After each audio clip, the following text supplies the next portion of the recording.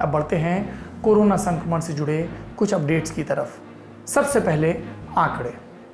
दुनिया भर में कोरोना संक्रमितों का कुल आंकड़ा हो गया है 24,80,000। ठीक हुए हैं 6,52,000 और 1,70,000 से ज़्यादा मौतें हुई हैं। ब्रिटेन के प्रधानमंत्री अब लगभग ठीक हो चुके हैं, उन्होंने काम भी शुरू कर दिया है। 42,000 से ज़्यादा मौतों के साथ सबसे बुरा हाल अमेरिका में है, लेकिन दोबारा चुनाव जीतने को आ तो डोनाल्ड ट्रंप इसे लेकर कतई गंभीर नज़र नहीं आते। पहले तो वो इस संकट की जिम्मेदारी लेने से भागे, फिर उन्होंने लोगों को लॉकडाउन तोड़ने के लिए उकसाया और अब उन्होंने एक ट्वीट करके कहा है कि अमेरिकियों की नौकरी बचाने के लिए इमिग्रेशन पर रोक लगाई जाएगी। सादी भाषा में बात ये कि कोई अमेरिका में नौकरी पाकर सेटल नहीं हो पाएगा। जो अमेरिका समेत पूरी दुनिया के वैज्ञानिक कह रहे हैं वो बातें एक तरफ, कोरोना से लड़ने की ट्रंप की ट्रिक्स दूसरी तरफ। 24 घंटे बीत जाने के बाद वो न जाने कौन सा नया ड्रामा, कौन सा नया ट्वीट शुरू कर दें। अमेरिका समेत दुनिया के दूसरे देशों में लॉकडाउन खोलने को लेकर, उससे जुड़ी खबरों को लेकर विश्व स्वास्थ्य संगठन यानी कि WHO उसने चेतावनी दी है। क्या कहा है कि जल्दबाजी के चक्कर में संक्रमण फिर बड़े पैमाने पर लौट सकता है। WHO में वेस्टर्न पैसिफिक इलाके के रीजनल डायरेक्टर हैं डॉक्टर ताकेशी कसाई। उन्होंने कहा है कि हमें आने वाले कुछ समय तक जीने के नए तरीके खोजने होंगे। मतलब ये कि काम करने का एक ऐसा तरीका जिसमें जनजीवन सामान्य ज़रूर हो, लेकिन संक्रमण को लेकर सजगता कम ना हो। इसके अलावा United Nations World Food Programme यानी कि WFP उसकी तरफ से भी एक बयान आया है। कहा गया है कि कोरोना के चलते दुनिया में खाद्य सुरक्षा दोगुनी हो सकती है। खाद्य सुरक्षा माने ऐसी हालत जब लोगों को पर्याप्त भोजन नहीं मिलता। सादी भाषा में कहें तो भूखमरी। कोरोना के चलते काम धंधे बंद हैं। WFP का अनुमान है कि इसके चलते पूरी दुनिया में 26 करोड़ 50 लाख लोगों पर भूखमरी का संकट मंडरा सकता है। दुनिया का हाल जाना, अब भारत पर आते हैं। भारत में संक्रमण के कुल मामले हो गए हैं 18,601, ठीक हुए हैं 3,252 और मौतों का आंकड़ा पहुंचा 590 पर। भारत में अब तक 4.5 लाख सैंपल टेस्ट किए गए हैं, जिसमें 35,852 तो पिछले 24 घंटे में हुए और इसी दौरान 1,336 नए मामले सामने आए। आज केंद्रीय स्वास्थ्य मंत्रालय ने कोरोना को देखते हुए ट्विटर पर कोविड इंडिया सेवा नाम से एक हैंडल भी शुरू किया है। इस पर एक्सपर्ट्स कोविड-19 से जुड़ी जानकारियां पोस्ट करते रहेंगे। आज इस हैंडल पर काफ़ी एक्टिविटी दिखी। क्या दिखा? भारत में सामने आए मामलों में 80% ऐसे हैं जिसमें लक्षण बहुत कम है। विज्ञान की भाषा में कहें तो ये एसिम्प्टोमेटिक हैं, माने इनमें लक्षण नज़र नहीं आते। दूसरी बात, 15% मामलों में ही मरीज को ऑक्सीजन देने की ज़रूरत पड़ती है। 5% मरीजों को वेंटिलेटर की ज़रूरत पड़ती है। तीसरी बात, डेडिकेटेड अस्पतालों में 1,04,824 बेड हैं। 72,000 बेड डेडिकेटेड हेल्थ सेंटर्स में हैं। देश में कुल 22,919 वेंटिलेटर कोविड-19 के मरीजों के लिए उपलब्ध हैं। और टेस्टिंग के लिए देश भर में 16,000 कलेक्शन सेंटर हैं। सैंपल की जांच 204 सरकारी लैब्स और 86 मान्यता प्राप्त प्राइवेट लैब्स में हो रही है। ये डेटा मिल गया। अब कुछ अपडेट्स और। भारत में council of Scientific and Industrial research यानी कि CSIR गंभीर कोविड-19 मरीजों को राहत देने के लिए क्लिनिकल ट्रायल शुरू करने जा रहा है। सुनिए। एक विस्तृत रूप में कार्य चल रहा है।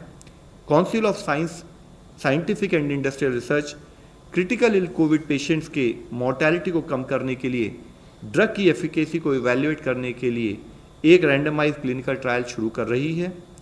ग्राम नेगेटिव सेप्सिस, जिसके साथ साथ क्रिटिकली इल जो कोविड-19 के पेशेंट्स हैं, उनमें एक ऑल्टर्ड इम्यून रिस्पॉन्स होता है जो उनके साइटोकाइन प्रोफाइल में मैसिव चेंजेस लेके आता है। इस ड्रग के द्वारा टेस्टिंग बॉडी के इम्यून सिस्टम को मॉडुलेट किया जा सकता है। यह पाया गया है, जिससे कि साइटोकाइन स्टॉर्म इनहिबिट होता है और मॉर्टेलिटी इन कोविड-19 केसेस और उसकी रिकवरी कम होती है और उसकी रिकवरी बेटर होती है। कोविड-19 और ग्राम नेगेटिव सेप्सिस से सफरिंग पेशेंट्स की इस क्लिनिकल कैरेक्टरिस्टिक की सिमिलैरिटी को नोट करते हुए ड्रग कंट्रोलर ऑफ इंडिया ने इसकी ट्रायल की मंजूरी दे दी है और जल्द ही यह ट्रायल मल्टीपल हॉस्पिटल्स में शुरू की जाएगी। रैपिड टेस्टिंग किट्स के नतीजों को लेकर सवाल किए जा रहे थे। इस पर आज Indian council of medical research ने जवाब दिया। कहा कि राज्य अगले 2 दिन तक इन किट्स का इस्तेमाल ना करें। ऐसा क्यों किया जा रहा है, ये जानने के लिए आपको सुनना होगा ICMR के महामारी विभाग में वैज्ञानिक डॉक्टर रमन आर गंगाखेड़कर को। कल हमको एक टेस्ट में से, एक स्टेट में से एक कंप्लेंट आई कि उसमें कम डिटेक्शन हो रहा है। तो हमने तकरीबन 3 स्टेट से आज पूछ लिया। वो पूछने के बाद में हमको एक पता चल रहा है कि उनमें जो पॉजिटिव सैंपल्स थे RT-PCR के, उनमें वेरिएशन बहुत ज़्यादा है। कई जगह पे 6% से लेके जाके 71% जो RT-PCR पॉजिटिव सैंपल्स थे, उनकी ये जो खून के ऊपर जो टेस्ट हुई वो पॉजिटिव आ रही है। ये कोई अच्छी चीज़ नहीं, क्योंकि वो वेरिएशन जब ज़्यादा दिखता है तो हमको उसको इन्वेस्टिगेट करना पड़ेगा। इसके बावजूद भी कि वो फर्स्ट जनरेशन एलाइजा है, जैसे मैंने बार बार आपको समझा के बोला था, फर्स्ट जनरेशन जो टेस्ट होती है, नई टेस्ट जब आती है तो उसमें वेरिएशंस दिखते हैं, वो थोड़ी क्रूड फॉर्म में आती है। और जैसे बार बार बोल रहा हूँ, सिर्फ 3.5 महीने हो चुके हैं ये बीमारी को। अब जो भी चीज़ आएगी उसको तो आगे रिफाइन करना ज़रूरी पड़ेगा। तो हमने एक डिसाइड किया कि ये फाइंडिंग्स को नज़रअंदाज करना नहीं है। हम लोगों ने यहाँ जो दिल्ली में किया था हमारे लोगों के पास से, उसमें तकरीबन 71% जो RT-PCR पॉजिटिव थे उनको ये पकड़ रही थी टेस्ट बराबर। और जैसे टाइम जाता है, 7 दिन का टाइम अगर हो गया तो वो पॉजिटिव आने का चांस भी बढ़ रहा था। लेकिन ये वेरिएशन देखते हुए हमने 2 चीज़ें ठहराई। अगले 2 दिन में हम हमारे 8 इंस्टीट्यूट्स को फील्ड में भेजेंगे और जो किट्स हैं उनमें से वो लॉट्स लेके उसको टेस्ट करके वैलिडेशन करने की कोशिश करें। फील्ड में वैलिडेशन होगा, ये लैब में नहीं होगा। दूसरी बात हमको एक करना है कि सारे स्टेट्स को ये सलाह देना है कि अगले 2 दिन ये टेस्ट किट्स इस्तेमाल न करें। 2 दिन के बाद में हम क्लियर कट एडवाइजरी देने के पोजीशन में रहेंगे, क्योंकि अगर ऐसे कुछ नज़र आया कि वो बैचेस में प्रॉब्लम है तो हम वो बैच को रिप्लेसमेंट के लिए वो कंपनी को बोल सकेंगे।